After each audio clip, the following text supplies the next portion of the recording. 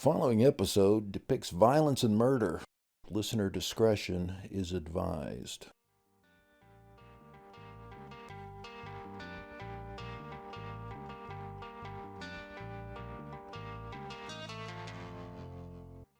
It's around 10 p.m. on November 29th, 1967. 21-year-old Sarah Cox should be boarding a public bus at Clark University.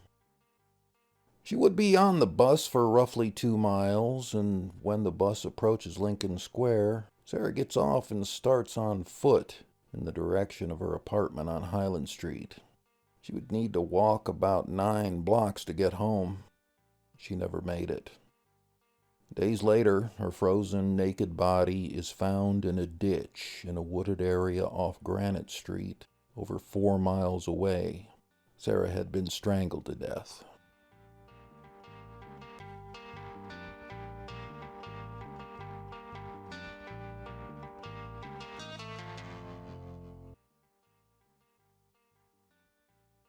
Welcome to Unsolved Worcester. I'm your host, Dan Yeager. Today's episode marks the start of Season 2 of Unsolved Worcester. The murder of Sarah Cox is among the oldest unsolved murder cases on file with the Worcester Police Department's Detective Bureau. The level of media coverage of Sarah's murder 55 years ago is surprisingly extensive, and that's likely because of a number of factors. Sarah's young age of 21, the promise her life held as a young working woman, the randomness of her violent death, and the days of local news coverage of Sarah's disappearance before her body was found off Granite Street on December 2nd, 1967. In the late 1960s, the city of Worcester was on what many would call a significant decline. Between 1950 and 1970, the population of the city dropped by nearly 20%, and city residents were being dispersed and neighborhoods broken up as construction of Interstate 290 through the heart of the city was underway.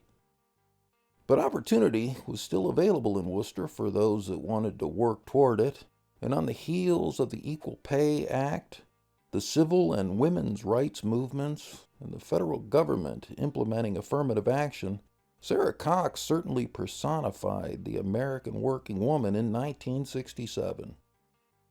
Sarah was born and raised in nearby Hudson, Massachusetts. She was a graduate of Hudson High School and the Salter Secretarial School. She'd been living in Worcester since her graduation from Secretarial School in 1965. Sarah had an apartment at 196 Highland Street.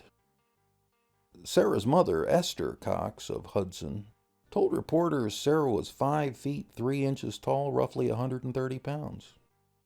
Mrs. Cox told reporters that Sarah never went anywhere without telling someone. Sarah was reported missing by her roommate on Wednesday night, November 29th, 1967. When Sarah didn't return home after her classes at Clark. A report from the Telegram and Gazette describes Sarah's roommate and Sarah's mother as baffled by her disappearance. Mrs. Cox said Sarah would always call if she was going to be even 15 minutes late, and described her disappearance as completely out of character. At the time of her death, Sarah was working as a secretary for Massachusetts Defenders Incorporated, a public defenders group with an office in the Commerce Bank at 340 Main Street in downtown Worcester. On top of work, Sarah was attending night school at Clark University. Typically, she would leave work on Wednesday evenings and take the bus to Clark. She would arrive at campus just before 6 p.m. and be back on the bus around 10 p.m. to head home.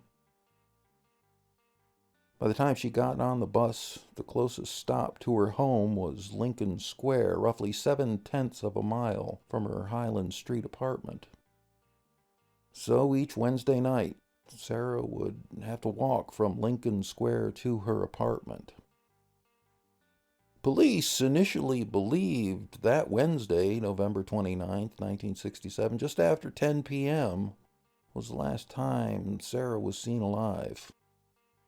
But the bus driver told police that Sarah got off the bus carrying books and a bag and headed in the direction of Highland Street. The driver said Sarah was alone, and he didn't see anyone else in Lincoln Square that night. On Friday, December 1st, 1967, Worcester police issued a nationwide alert for Sarah.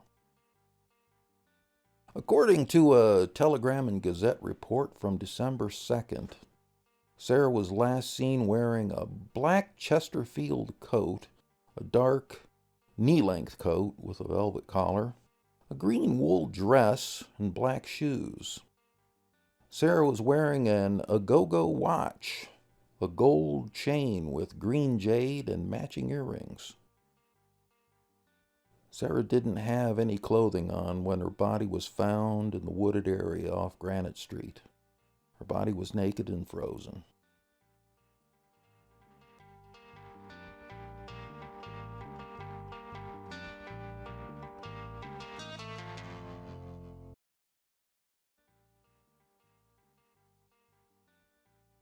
Unfortunately for Sarah's family and friends, her frozen body was actually seen by an elderly neighbor on Thursday, November 30th, the day after Sarah was reported missing. However, the 82-year-old woman who saw Sarah's body on a path in the woods was convinced by family members she had only seen a discarded store mannequin. It wasn't until 2 days later, Saturday, December 2nd, that the woman and her daughter went back to the area where Sarah's body lay in the woods and recognized it wasn't a mannequin. When police arrived, they found the body covered by a large piece of cardboard. The elderly woman who found Sarah's body told the Telegram and Gazette that she didn't see the cardboard 2 days earlier. And the figure she had previously mistaken for a mannequin was naked and uncovered. Not only were Sarah's clothes missing, but her large Agogo watch was gone too. Her gold necklace was still on her body. One of her earrings was missing. In the days after Sarah's body was found, more discoveries were made, but over 2 miles away in another town. On December 5th, a woman walking to a bus stop at the corner of South Quinsigamond Avenue and Lake Street in Shrewsbury found a part of Sarah's green dress.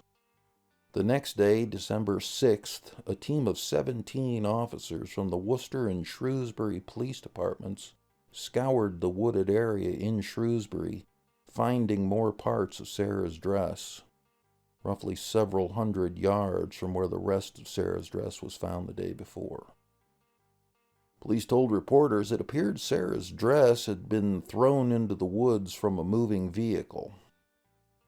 3 detectives even walked from the Granite Street crime scene all the way down Route 20 into Shrewsbury, where Sarah's dress was discovered. Along the way, they found an empty liquor bottle and other small items. What they didn't find was Sarah's Agogo watch, her Chesterfield coat, or her black shoes. More than 24 Worcester police officers were assigned to the investigation into Sarah Cox's murder. Roughly 300 people were questioned in the weeks following the discovery of Sarah's body on Granite Street. It was during the first few days of questioning Clark University students the police received their first major lead in the case and turned the whole thing on its head.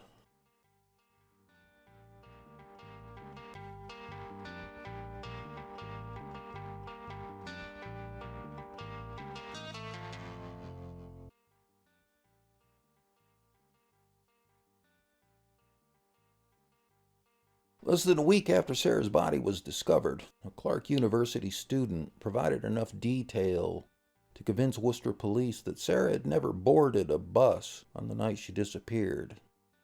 Instead, according to the student's account, Sarah was seen waiting at the corner of Main Street and Gate Street, across from Clark's main campus entrance, presumably waiting for someone she knew to give her a ride home.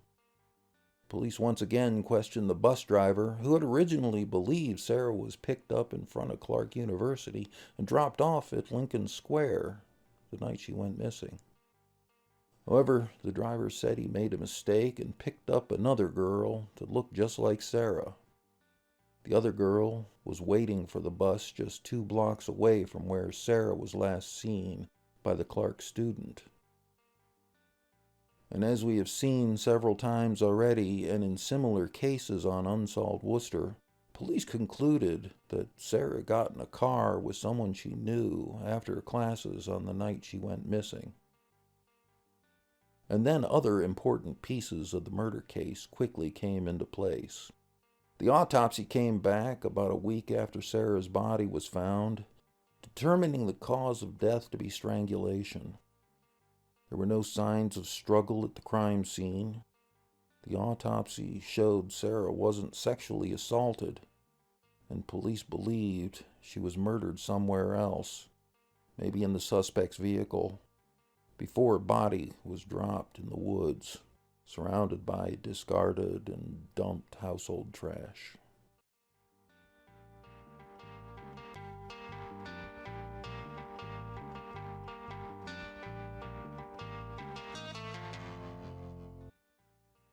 What we haven't shared up to this point is that Sarah Cox was one of 3 women murdered in a 12-month period, all within a 3-mile radius of each other, with striking similarities in the manner in which they were killed.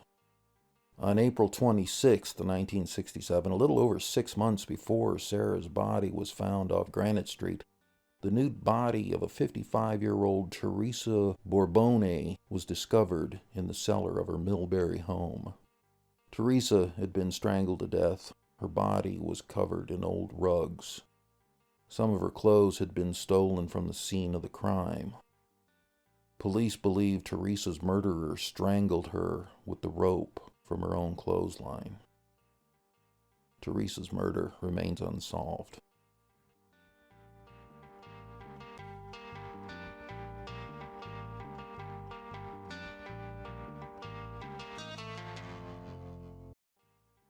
Four months after Sarah Cox's body was found, Easter Sunday, April 14th, 1968, police discovered the body of 17-year-old Phyllis Morrissette of Blackstone, face down in Geese Pond, behind Providence Street Junior High School in Worcester.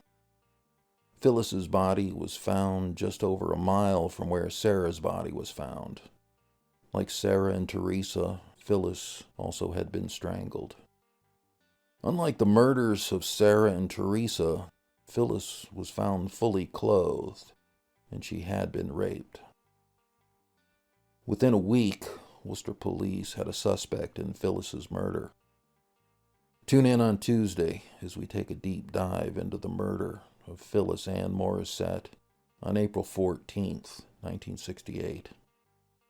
And we look at the life of John G. Farrell, a 24-year-old man from Worcester with a long history of rape and assault charges, and his arrest and trial at Phyllis's murder.